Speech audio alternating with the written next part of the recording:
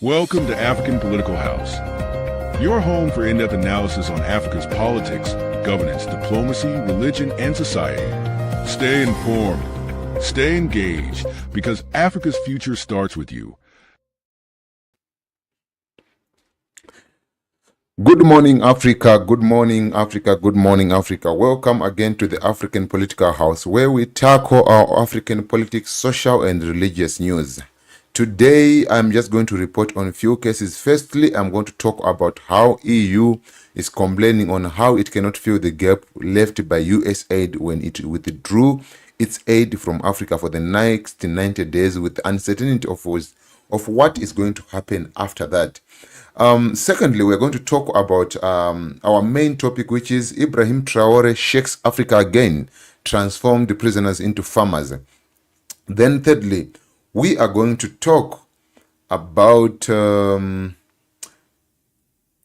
going to talk about some few cases about how we're going to talk about how Mali, Niger, and Burkina Faso left ECOWAS and what are the implications of that to Africa, African development, and European influence or American influence or third parties' influence into African politics and economics.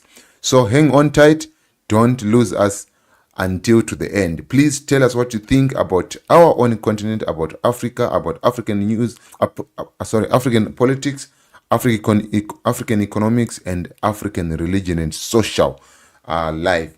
So to just start with, allow me to talk about Ibrahim Traoré and his move to turn prisoners or to transform prisoners into farmers. Before we go further, please don't forget to like, share, and comment. And please hold on a bit.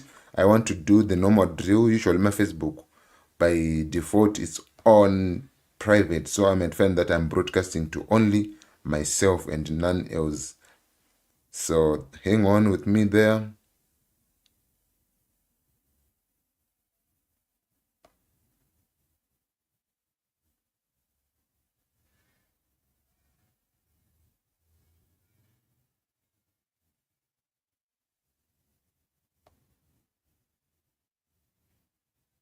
Exactly. What is this? That's exactly what I'm talking about here. That's exactly what I'm talking about. Well, yeah, now we are public. Well, so thank you so much for your patience, and back we are. So let me just start with the first prominent heading that we have here.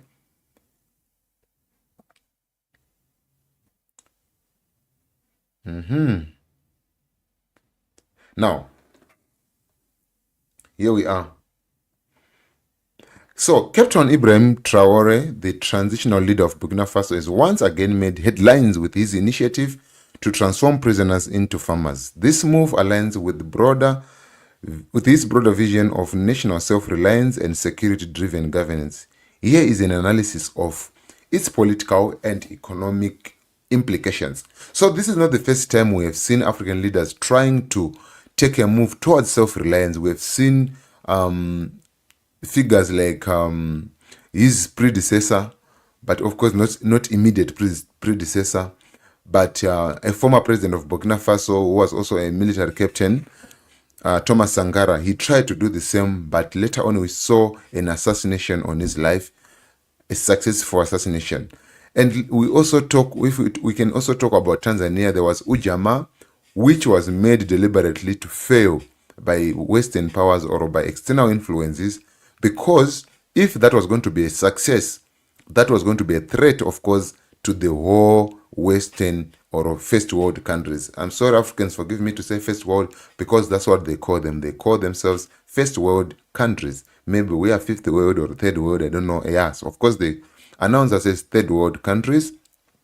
So I believe that Ujamaa was supposed to pass or was supposed to be successful, but because of their fear of, Africa, if one country tries something and it becomes successful, definitely all other countries are going to follow. And if Africa becomes self-reliant, it means we need nothing from Europe. And if we need nothing from either Europe, Asia, or America, then it means they are not going to have a way into Africa to get the natural resources they are using to do their so-called development and innovations. So now we are seeing now, despite the silencing of people like Kwame Nkrumah, Julius Nyerere, Magufuli, Thomas Sankara, Gaddafi, and everything, we are still seeing African leaders rising up again and again, trying to make it happen. But I hope whatever the move it is, they have countermeasures to what they are attracting. Because definitely once you start talking about self-reliance and explicitly say it out to the world, just know that the CIA is coming for you. Just know that the big bosses are coming for you because they want to silence you. They want Africa to remain self-reliant. Okay? But let's see if this is going to be the same case with our own beloved African captain, Ibrahim Traoré. So, what does this mean to us? Okay? What does this mean to us? First of all, we all know that there's been always a debate about prisoners. You capture someone who is a culprit or who is an inmate and you put them into prison. These people are going to be much more of a burden to the country because why? At least when they were out there, yes, they were a danger to the society. But remember, the moment you put them into prison and they are useless there, they are just waiting to eat under the premise of correctional services. They are still eating taxpayers' money. They are eating for free. They are being clothed for free. They are being sheltered for free. But having such an initiative like the one that has been introduced by Captain Traoré, it shows that now these people into prison, besides putting them into correctional services, they are now going to put some effect into the economy of the country, into the social life of the country. They are going to improve Burkina Faso's economy. They are going to participate in the economy. And instead of them just being idle in prison, waiting to be, to be taught and maybe beaten here and then, which even makes some of them even more tough and crazy. At least taking them out there, having them to work for their hands, it can relieve some of them from the stresses. I feel like it has a certain psychological impact on their, or effect on their lives or on their mental health when they're out there doing the normal things people can do instead of just staying behind fortified walls. Okay, so now, so he has once again made headlines with his initiative to transform prisoners into farmers.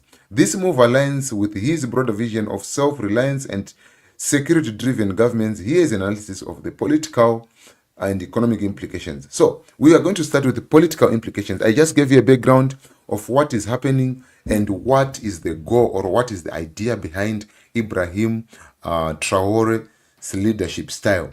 So firstly, there's the first implication is state legitimacy and the popularity boost. So this initiative could enhance Traoré's legitimacy among Burkina Faso citizens who are known as Burkinabe citizens, especially those who support his anti-Western, pan-Africanist and self-reliance rhetoric. It reinforces his image as a leader focused on practical solutions rather than foreign dependence. Right? Number two, prison reform and human rights concerns. The transformation of prisoners into agricultural workers could be framed as a rehabilitation effort, but concerns may arise about forced labor and human rights abuses. Which human rights? I don't think... okay, these people are in prison, they have violated other people's human rights, and I don't think them being taken or being transformed into farmers makes much difference. Because after all, there are some certain rights already they've traded to the state the day they committed that crime. So the state has the right to choose which correctional service to put upon them. In as much as there's no blood spilling, this is a common work someone who is out of the prison is doing. So there is no unnecessary noise to be made. They're saying it's going to implicate to have implications on human rights, unless if some mad journalists or crazy journalists from Africa, as we know you want to find legitimacy from reporting on African issues, while you are portraying it as bad. Then you start crying about human rights. We are not going to take that. Okay. So if this project is poorly implemented, it could draw criticism from international human rights organizations, we are not going to tolerate international rights organization in this Africa again, because it has messed up our country, our continent, it has messed up our nations, it has messed up our families, they've messed up our way of life. When we were, before colonization, Africa was sweet. Everything was done in a right way. Children used to know their positions. Families used to know how to operate. Right now, everything is messed up. So we are not going to tolerate that again. Well, but I'm just reporting on the implications. So it's not like whatever that I'm saying is what I believe in. There are some of the things which I don't believe in. Either it's a true implication, but we are not going to buy that. So on the matter of security concerns, by engaging prisoners in agricultural work, the government may hope to reintegrate them into society productively. However, the effectiveness of such a program depends on execution. Given Burkina Faso's security crisis with the jihadist insurgencies, this move could also serve as a form of direct military or indirect military or self-sustaining security strategy by reducing state food dependence. Exactly. So, when it comes to economic implications, agricultural boost and food security. So, through having this labor, which was I do and everything, Burkina Faso, which is facing economic and security turmoil, has struggled with food shortages. Transforming prisoners into farmers could contribute to food self-sufficiency and self-reliance. If scaled effectively, this initiative could reduce the country's reliance on imported food and strengthening its economy. Remember, Burkina Faso's idea, or Africa's dream, is to be self-reliant and to get rid of international aid. Right now, we have seen how shockwaves have been sent throughout Africa when USAID withdrew its aid to Africa for the next 3 months, with uncertainty of what is going to happen after that auditing. So still, every African leader right now should learn from our dear Burkina Faso president on what is the right thing to do, and let's keep on trying it. Not a lot of things in Africa, they are in books, no implementation, starting from the AU itself. Even if it's implemented, it's not showing results. It's just dreams which are not coming true. A lot of complicated structures, complicated institutions, but nothing is coming true. Nothing is coming to suffice. Nothing is coming to be fruitful. So let's try to be who we want to be. Right. So, number 2, prison labor and economic controversy. Utilizing prisoners for economic production raises ethical and economic debates. If unpaid or underpaid, it may be viewed as exploitation. However, if structured well, it could reduce government expenditure on prisons and contribute to the national productivity. Yes, let them make their own food, the same way that they would be making their own food out there. As I said, the moment you commit a crime, the moment the government lay there its hands on you, you have already surrendered some rights. So you don't have to open your mouth and start saying a lot of things on human rights. You don't have rights. You have rights, yes, but not in full capacity. Even a citizen doesn't have full rights. There are some rights the states can withhold. Why? Because you're a citizen, and sometimes when you act on the premise of full capacity rights, you are acting without knowing what you're doing. You don't have full research. You don't have full analysis of the situation, of the context in which you're acting. So even the government itself withholds some rights against citizens. Now,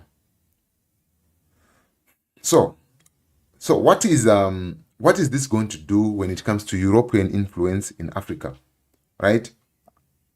Ibrahim Traoré's initiative to transform prisoners into farmers can be seen as part of a broader trend in Africa, one that challenges European influence and promotes Africa's self-reliance.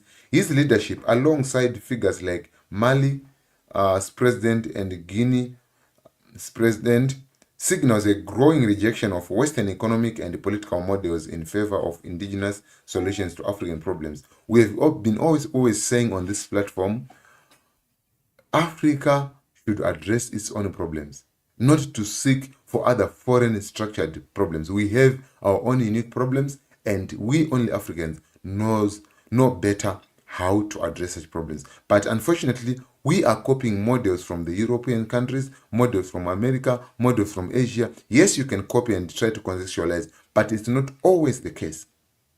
Okay? Now, so now, what is this going to do to Africa when it comes to its relations with Europe? Reduction of economic dependence. That's point number one. European influence in Africa has historically been maintained through aid, trade agreements, and control over key industries. By promoting agricultural self-sufficiency, Traoré is reducing Burkina Faso's reliance on food imports, many of which come from European markets.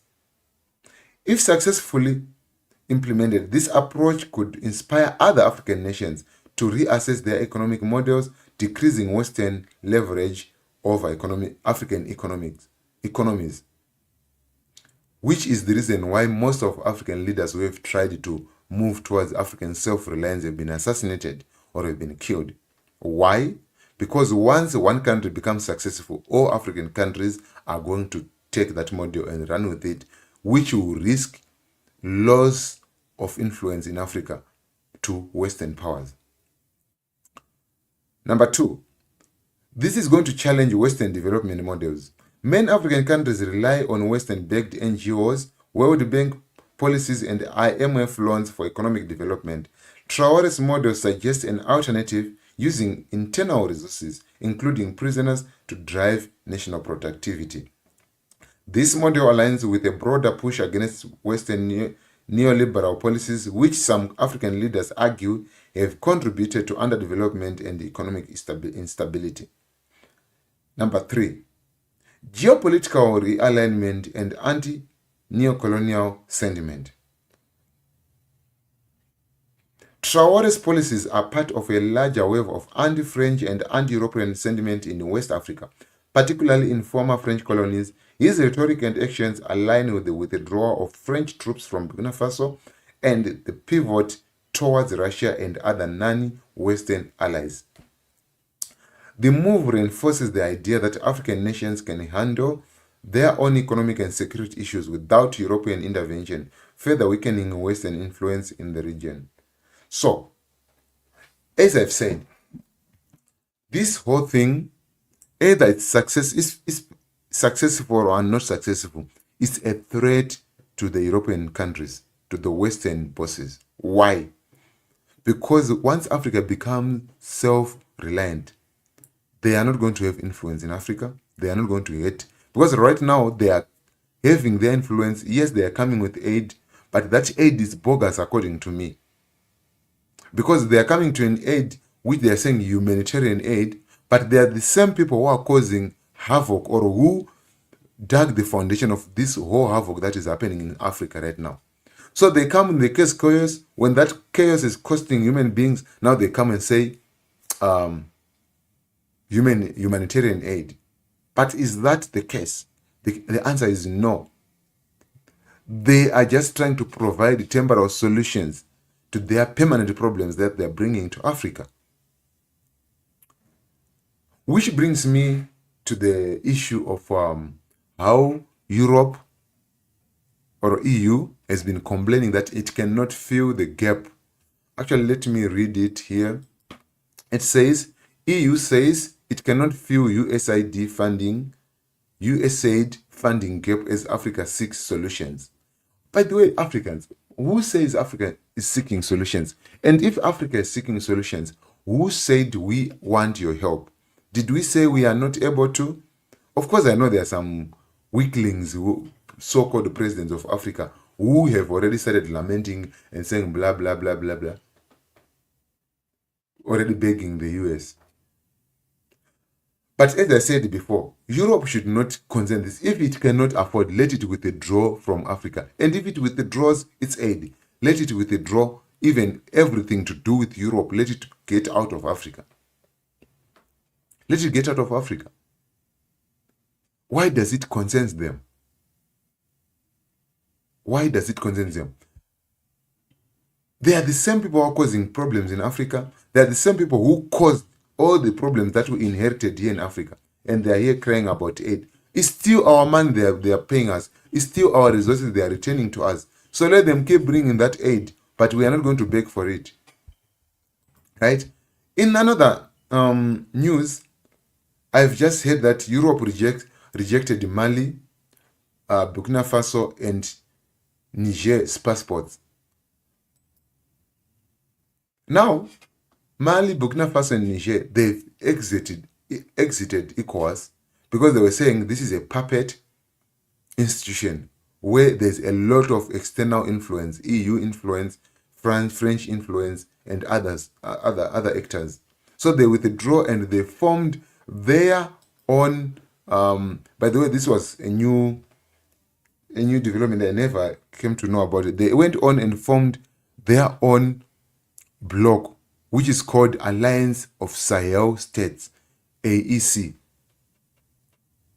AEC, Alliance of Sahel States, right? But it's supposed to be ASS. Now, why did they do that? Because they were saying this is not helping us. We want to distance ourselves from Western influence. But right now, you start seeing, as a response to that, EU itself now started rejecting the three countries' passports to its country. To its bloc. Why? Because they want to corner them so that they can return to ECOWAS. They want to put them in a corner so that they can go back to ECOWAS. But I hope these three leaders, they are not going to succumb. They are not going to bow to these demands. EU might not say it directly, but now it's proving that whatever the reason that made the three states leave ECOWAS was exactly true. Because why are they now rejecting? They are just independent and sovereign states. Why should you force them to do what they don't want to do? They have their own passports. Why do you want to force them to have to only enter when they have ECOWAS passports? In fact, what do we even need in Europe, by the way? I've been in Africa for the past 29 years, and I'm not even dying to go to Europe. So I'm wondering if we learn to be self-reliant, what our own president Ibrahim Traoré is doing right now. If we learn to be self-reliant, we don't need anything from Europe. We will be the ones to ban that EU passport here. We will be the ones to impose tariffs, tariffs here.